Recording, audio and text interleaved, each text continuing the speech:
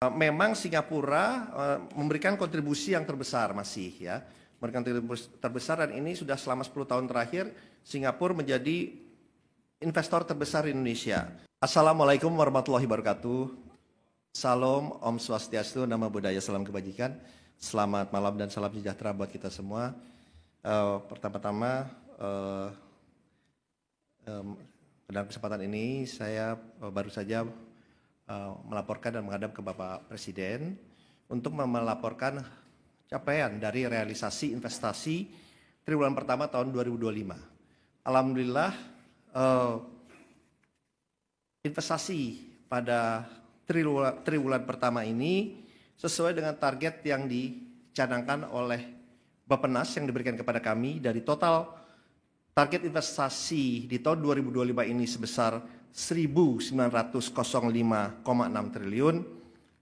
Pada triwulan pertama ini investasi yang sudah masuk dan direalisasikan dan sudah dikeluarkan adalah 465,2 triliun atau kurang lebih 24,4%. Dari ini sesuai dengan target kami. Bahkan kalau dibandingkan dengan tahun sebelumnya, year on year itu adalah peningkatan 15,9% atau di tahun sebelumnya itu nilainya 401,5 triliun. Oh, ada di belakang ya. Jadi ini angka yang sangat menggembirakan. Ini menunjukkan juga bahwa keyakinan dan juga confidence dari baik dunia internasional maupun dalam negeri dalam rangka berinvestasi ke Indonesia ini tetap terjaga. Karena kita ketahui bersama investasi itu adalah long term commitment, komitmen jangka panjang.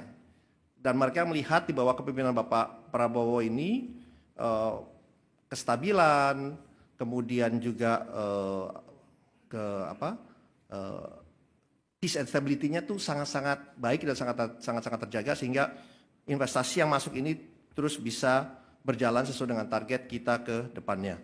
Dan yang paling penting adalah penyerapan dari tenaga kerjanya. Jadi dari triwulan pertama ini penyerapan tenaga kerja yang dihasilkan dari investasi yang 465,2 triliun itu adalah 594.104 orang atau peningkatan 8,5% dari tahun sebelumnya. Dan kalau kita lihat di sebelah kiri, ini pembagiannya kurang lebih penanaman modal asingnya adalah 230,4 triliun atau 49,5%. Dan dalam negeri itu adalah 50,5% atau 234,8 triliun. Ini pun kalau kita lihat konsentrasinya antara Jawa dan luar Jawa, ini alhamdulillah di luar Jawa justru slightly lebih besar, yaitu adalah 235,9 triliun dan di Jawa mencapai 229,3 triliun. Nah tentunya yang ingin saya sampaikan juga memang kalau kita lihat dari investasi yang masuk ini, memang Singapura memberikan kontribusi yang terbesar masih ya. Memberikan kontribusi terbesar dan ini sudah selama 10 tahun terakhir Singapura menjadi investor terbesar di Indonesia. Adapun di dalam triwulan pertama ini 5 negara besarnya memang adalah Singapura kurang lebih 4,6 miliar dolar, kemudian Hong Kong dilanjutkan oleh Tiongkok, Hong Kong kurang lebih 2,2 miliar dolar, Tiongkok atau China 1,8 miliar dolar, dilanjutkan oleh Malaysia 1 miliar dolar dan Jepang 1 miliar dolar. Ini saya hanya menggambarkan 5 negara besar yang berinvestasi di triwulan pertama ini. Nanti kami akan memberikan lebih detailnya secara terperinci kita akan berikan pada saat nanti kita akan melakukan pemaparan lebih panjang lagi. Dan itu pun dalam kesempatan ini saya sampaikan memang investasi itu nomor satu memang masih berada di, kalau kita lihat dengan provinsi yang ada, pertama memang masih di Jakarta, kurang lebih 15% atau 69,8 triliun. Kedua ada di Jawa Barat, kurang lebih 14,7 triliun atau 68,5 triliun. Kemudian Jawa Timur 7,8%, 36 triliun. Dan kemudian dilanjuti oleh Sulawesi Tengah 32,7 triliun atau 7%. Dan juga Banten yang dimana mencapai 6,7 triliun atau 31%. Dan di dalam investasi ini mereka pun berinvestasi di dalam sektor-sektor 5 besarnya kalau bisa saya sampaikan sendiri adalah industri logam dasar, barang logam dan bukan mesin dan peralatannya, smelter dan yang lain-lain itu 14,5% itu yang paling besar, dilanjutkan oleh 14,3% di bidang transportasi, gudang dan telekomunikasi, kemudian pertambangan 10,4%, jasa lainnya 8,8% dan kawasan industri dan perkantoran itu 8,1% atau 37,5 triliun. Jadi ini saya hanya ingin menggambarkan investasi dan yang sedang berjalan, dan kita melihat di tengah tensi geopolitik yang meningkat, geoekonomi yang meningkat, tetapi alhamdulillah kita masih bisa mencapai target investasi, walaupun kami mengetahui ada berita-berita, mungkin pastinya para wartawan juga akan bertanya juga mengenai LG, ya kan? Tuh, terus saya lihat udah pada senyum pas saya bilang itu.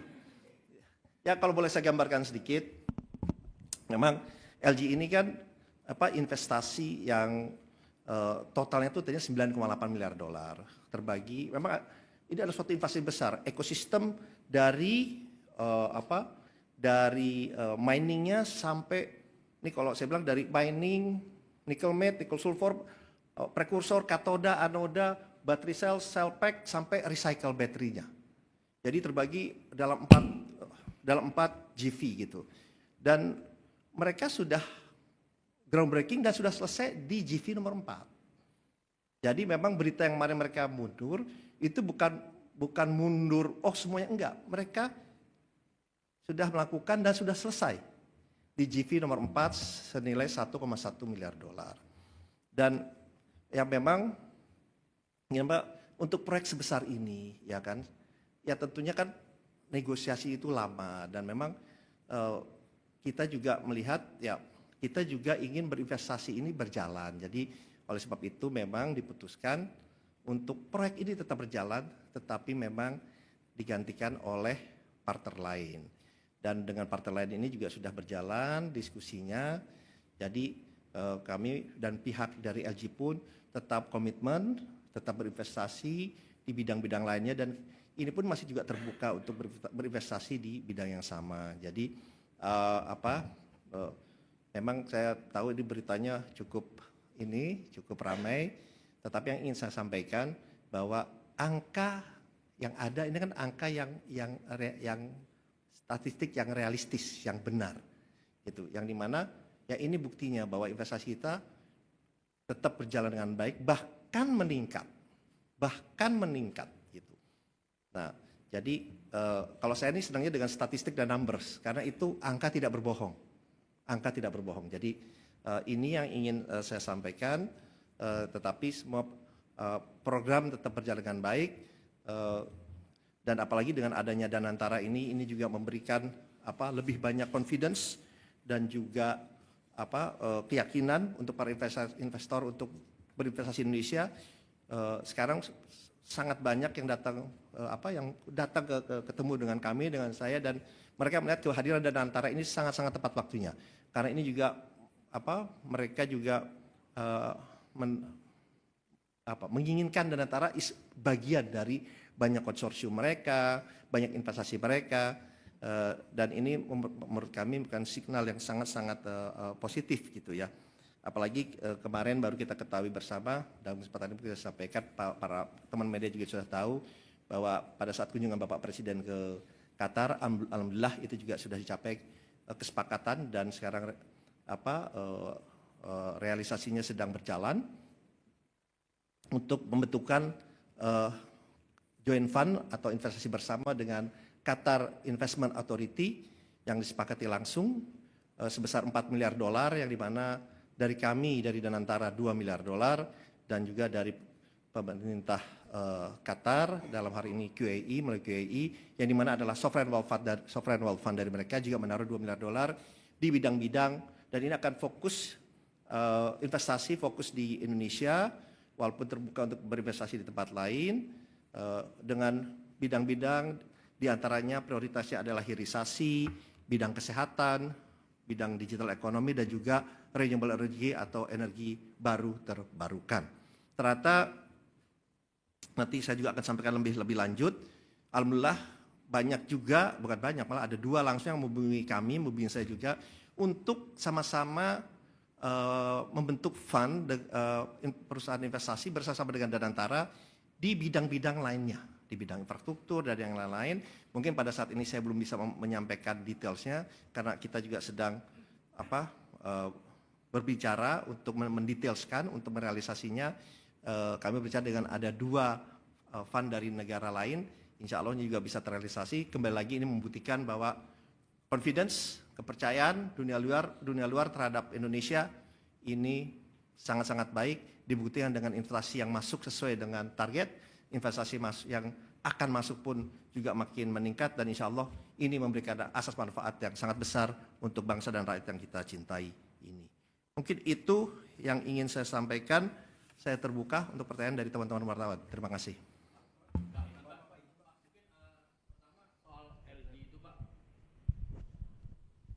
Cek. Iya Pak, saya Herdi dari Detikcom Pak. Mungkin pertama soal LG tadi, udah ada surat konfirmasinya langsung belum sih Pak ke pemerintah? Dan itu kan tadi GV ya Pak ya, $9 itu apakah itu $9 miliar semuanya dia keluar atau hanya sebagian? Mungkin rincinya itu berapa Pak? Terus kemudian mungkin penggantinya Pak Bahlil udah sebut Huayo Pak yang punya pabrik nikel di Cina, itu apa benar Pak?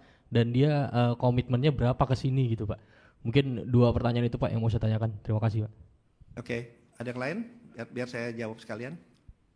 Saya udah tahu pasti jangan nanyanya LG nih. Ya ini Pak, masih seputar LG juga sih Pak, terkait dengan GV Project itu, kan dari China ya Pak yang Huayo itu bakal ambil seluruh proyek investasi LG atau ada investor lain juga nanti yang bakal diincar juga sama pemerintah, dan paket kebijakan investasi yang mau ditawarin ke Amerika Serikat nanti kedepannya akan seperti apa, karena kan LG juga salah satu bagian yang juga sebelumnya ditawarkan. Sama terakhir Pak, Cina kan akan mengatakan ingin mengurangi investasi CATL juga Pak.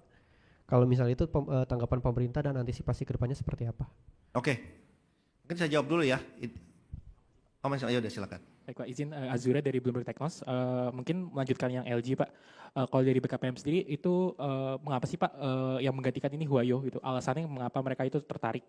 Dan setelah itu berarti di proyek Titan itu berapa sih investasi Huayo yang masuk? Dan sekarang joint venture yang ada di IBC itu siapa saja? Baik dari di tambang, smelter, pabrik katoda sampai yang battery pack ya. Dan terakhir LG kan kalau nggak salah itu juga investasi pabrik katoda di Batang ya Pak. Nah itu kapan mulai sih Pak groundbreakingnya dan berapa nilai investasinya? Nah untuk yang itu apakah masih sama satu bagian dari proyek Titan yang bersama IBC atau proyek LG-nya sendiri? Mungkin itu yang ditanyakan. Oh ya sama satu lagi terkait tadi Pak realisasi investasi. Kan di kuartal 1 itu naik sekitar 15% secara year on year. Itu mungkin faktornya apa aja sih Pak? Mungkin bisa dibeberkan kenapa ada kenaikan investasi di kuartal 1 ini. Mungkin itu, terima kasih. Oke, terima kasih. Ini mungkin pertanyaannya juga agak-agak mirip ya. Jadi mengenai dengan adanya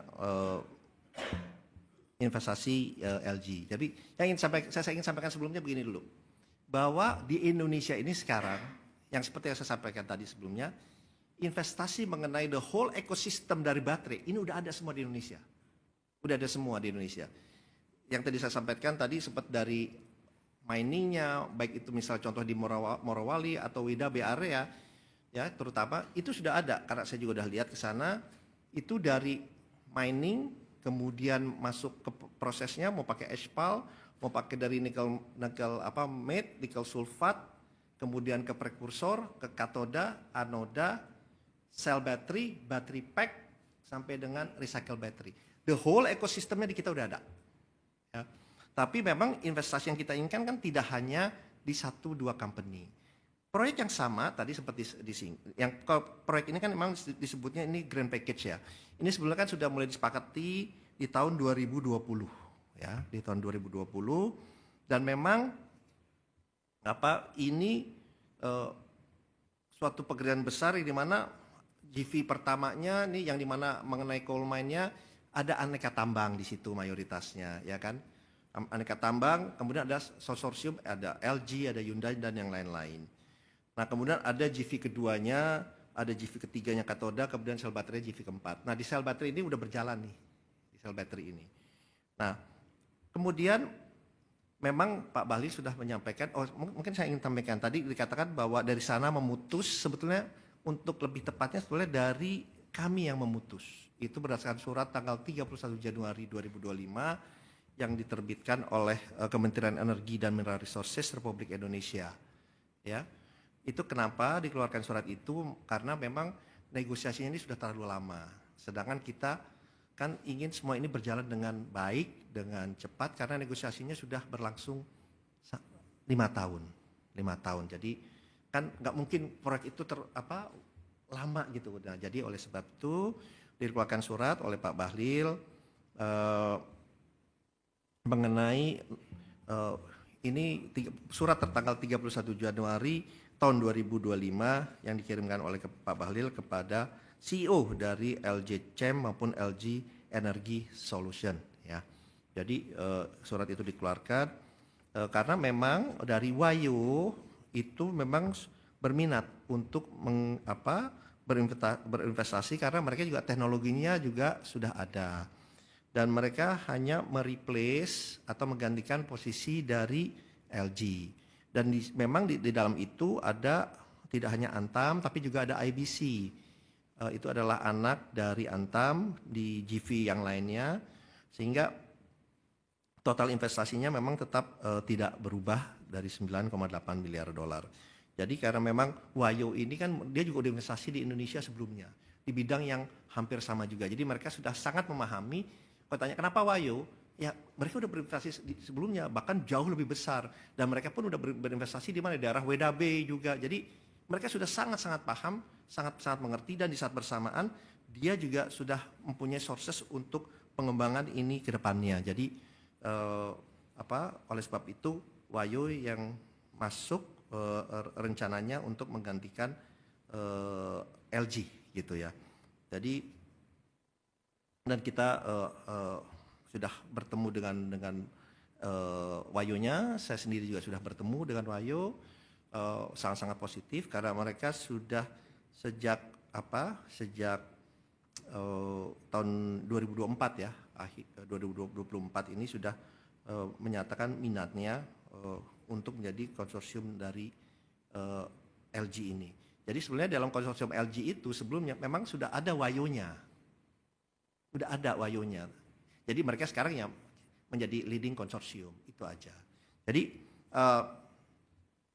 saya ingin sampaikan bahwa investasi yang lain berjalan, kalau ditanya kenapa sih investasi tetap berjalan, tetap tumbuh, ya karena ada keyakinan gitu bahwa tadi yang saya sampaikan, kalau investasi kan komitmen jangka panjang ya, dan tentunya mereka menganalisa dari segala macam aspek atau sudut yang dimana tidak hanya dari segi returnnya juga, tapi juga dari segi itu yang saya sampaikan, kestabilan, kedamaian, dan yang lain-lain. Jadi oleh sebab itu hal yang baru saja terjadi ini, ya kita lihat kedepannya akan menjadi lebih baik, dan kembali lagi, apalagi sekarang juga sudah ada Danantara yang kita pun bisa berinvestasi secara langsung dan tidak langsung di banyak program, di banyak proyek yang memang memberikan dampak besar, terutama dari segi penciptaan lapangan pekerjaan, dari segi peningkatan ekspor, dari segi pengurangan impor, dan yang paling penting adalah bagaimana dari segi peningkatan dari sumber daya manusia kita. Mungkin itu jawaban saya, terima kasih.